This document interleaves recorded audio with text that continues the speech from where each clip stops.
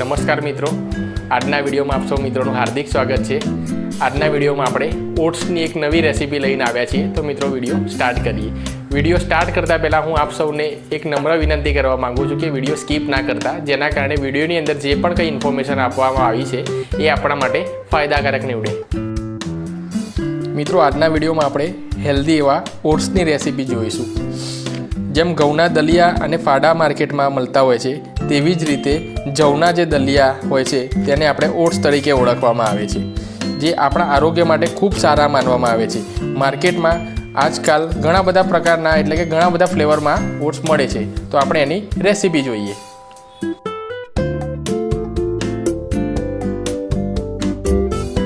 સૌપ્રથમ મિત્રો આપણે ગેસ સ્ટવને ચાલુ કરીશું। ત્યારબાદ કઢાઈની અંદર રઈ નાખીશું। રઈને થોડી વાર સુધી ગરમ થવા દઈશું આપણે।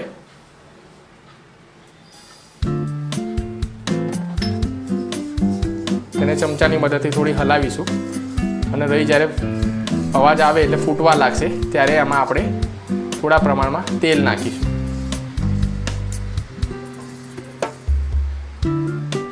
તો હવે રઈ ફૂટવા લાગી છે, મતલબ થઈ ગઈ છે, તો આપણે એક ચમચી આપણે એમાં તેલ એડ કરીશું।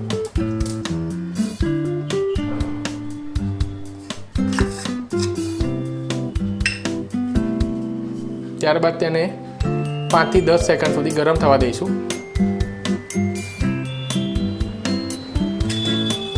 ત્યારબાદ એમાં થોડા 5 થી 10 પત્તા મીઠા લીમડાના એડ કરીશું। ત્યારબાદ એમાં સમારેલી ઝીણી ડુંગળી નાખીશું અને ચમચાની મદદથી આપણે હલાવીશું, જેથી પ્રોપર મિક્સ થઈ શકે। આ મિશ્રણને આપણે મિત્રો ડુંગળી જ્યાં સુધી બ્રાઉન થાય ત્યાં સુધી થવા દેવાનું છે, મતલબ કે 1 થી 2 મિનિટ સુધી આપણે ધીમી આંચ ઉપર ડુંગળીને થવા દઈશું। ડુંગળીનો કલર મિત્રો બ્રાઉન થઈ ગયો છે, મતલબ કે ડુંગળી સારા એવા પ્રમાણમાં શેકાઈ ગઈ છે। ત્યારબાદ આદુ, લસણ અને ડુંગળીનો પેસ્ટ નાખીશું। તેને ચમચાની મદદથી હલાવીશું, પ્રોપર મિક્સ થઈ રહે।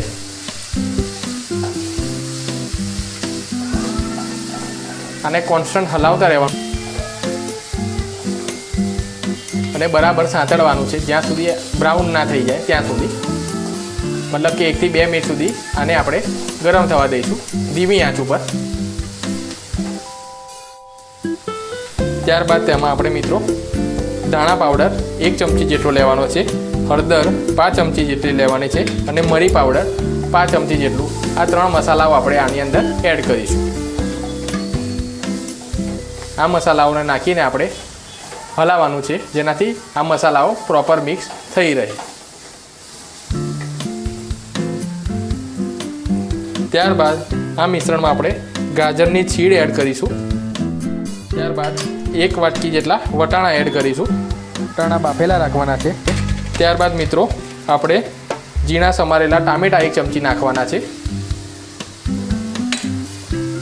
અને તેને ચમચાની મદદથી મિક્સ કરવાનું છે। મિત્રો શિયાળાની અંદર આ શાકભાજી આપણને ફ્રેશ મળી રહેતી હોય છે, તો આપણે બધી શાકભાજી આપણે એડ કરી શકીએ છીએ આની અંદર।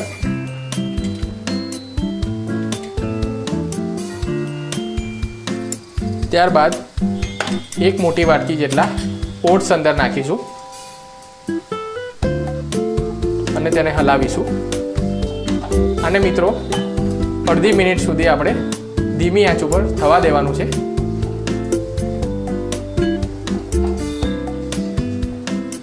અને કોન્સ્ટન્ટ હલાવતા રહેવાનું છે, જેથી મસાલા બધા પ્રોપર મિક્સ થતા રહે એકબીજામાં।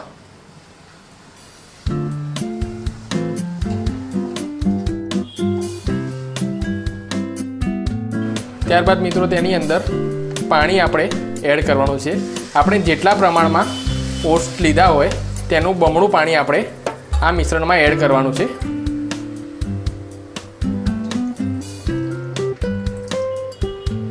ત્યારબાદ તેને હલાવીશું મિત્રો આપણે।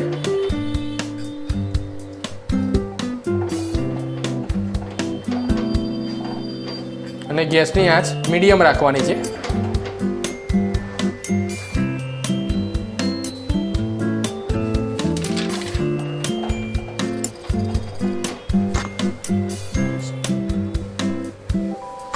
મિત્રો ઓટ્સથી આપણે ઘણા બધા ફાયદા થતા હોય છે, તો આપણે એ જોઈએ. ઓટ્સમાં ભરપૂર માત્રામાં મિત્રો ફાઇબર અને મેગ્નેશિયમ રહેલું હોય છે, જેનાથી આપણને કબજિયાતની તકલીફ થતી નથી અને આંતરડા એકદમ ચોખ્ખા રહે છે. ઓટ્સમાં રહેલું ઇનોજીટોલ નામનું જે તત્વ છે એ આપણા લોહીની અંદર ફેટનું લેવલ કંટ્રોલ કરે છે અને ચરબી ઘટાડવાનું કામ કરે છે અને હૃદય રોગો અટકાવે છે.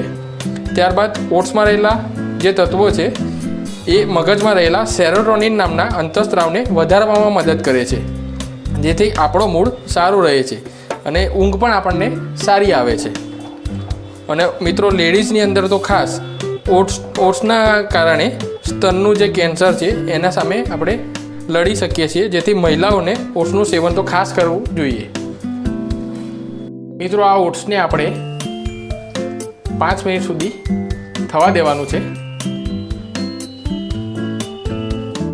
મિત્રો આપણા ઓટ્સ એકદમ રેડી છે, તો આપણે તેને સર્વ કરીશું અને ગેસ સ્ટવને બંધ કરીશું.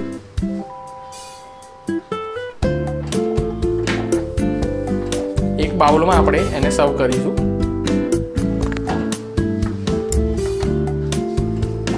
આપણા ઓટ્સ મિત્રો બની ગયા છે. આપણે એના ઉપર થોડી કોથમીરથી ગાર્નિશિંગ કરીશું.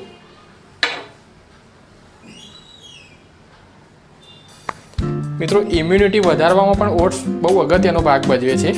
ઓટ્સ જવમાંથી બનતા હોવાથી કિડની સામેના રોગો સામે પણ લડવામાં મદદ કરે છે અને વજન ઘટાડવામાં પણ ઓટ્સ કારગર સાબિત થાય છે અને ત્વચાને પણ આપણે નરમ બનાવે છે. તો મિત્રો આપણી લાઈફસ્ટાઈલની અંદર રોજ ઓટ્સનું સેવન કરવું જોઈએ.